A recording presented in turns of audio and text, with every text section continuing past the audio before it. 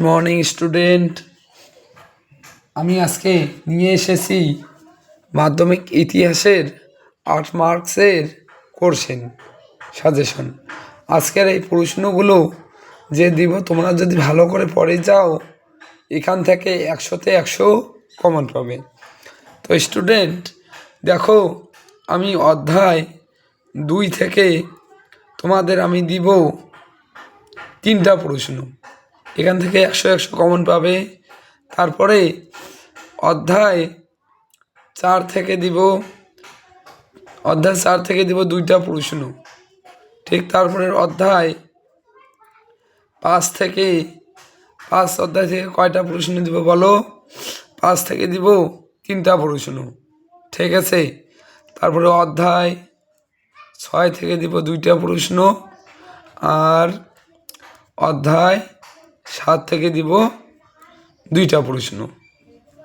তো তোমাদের দেখো 3, 2, 5, 8, 10, 12 এই 12টা প্রশ্ন পড়লে এখান থেকে অনেকগুলো তুমি কমন পেয়ে যাবে, ঠিক আছে।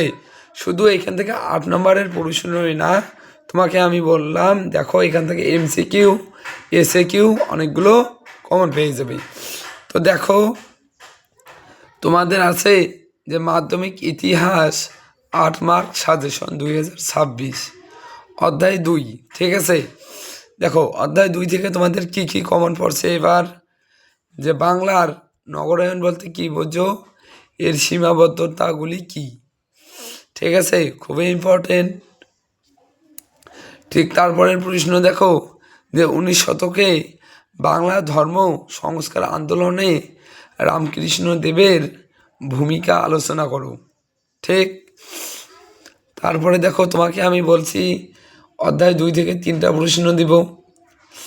এবারে 3 নম্বরে আছে যে 19 শতকের বাংলা সমাজ সংস্কার আন্দোলনে ব্রহ্ম সমাজগুলির কিরূপ ভূমিকা ছিল, ক্লিয়ার।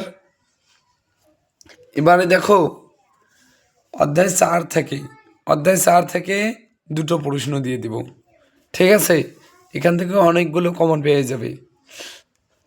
তো অধ্যায় 4 থেকে কি আছে যে 1857 খ্রিস্টাব্দ মহাবিদ্রোহের চরিত্র প্রকৃতি আলোচনা করো। এবার 2 নম্বর প্রশ্ন, লেখায় ও রেখায় ভারতীয় জাতীয়তাবাদের বিকাশ আলোচনা করো, ঠিক আছে। তারপরে বলছিলাম যে 5 অধ্যায় থেকে 3টা প্রশ্ন দিব। তো দেখো অধ্যায় 5 থেকে যে বাংলার কারিগরি শিক্ষার বিকাশের সংক্ষিপ্ত পরিচয় দাও। আর একটা আছে রবীন্দ্রনাথ ঠাকুরের শিক্ষা, চিন্তা ও শান্তিনিকেতনের ভাবনার সংক্ষিপ্ত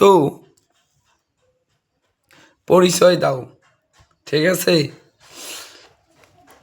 এটা খুবই ইম্পর্টেন্ট যে গোড়া উপন্যাসের মধ্যে দিয়ে স্বদেশ ভাবনা ও জাতীয়তাবাদ কীভাবে ফুটে উঠেছে আলোচনা করো, খুবই ইম্পর্টেন্ট, ক্লিয়ার।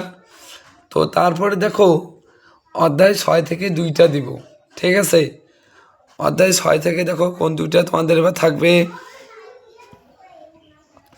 যে ভারত ছাড়ো আন্দোলনে শ্রমিকদের ভূমিকা আলোচনা করো, খুবই ইম্পর্টেন্ট। তারপরের প্রশ্ন যে বিংশ শতকের ভারতে উপনিবেশে বিরোধী আন্দোলনে বামপন্থীদের ভূমিকা লেখো, ঠিক আছে। তারপরে বলছিলাম যে অধ্যায় 7 থেকে 2টা প্রশ্ন দিব, যে বঙ্গভঙ্গ বিরোধী আন্দোলনে নারী সমাজ কিভাবে অংশগ্রহণ করেছিলেন। আর একটা হইল যে বাংলায় নমশূদ্র আন্দোলনের একটি সংক্ষিপ্ত বিবরণ দাও। দেখো স্টুডেন্ট এখান থেকে 100% কমন পেয়ে যাবে, ঠিক আছে। তো ভালো করে এগুলো পড়ে রাখো।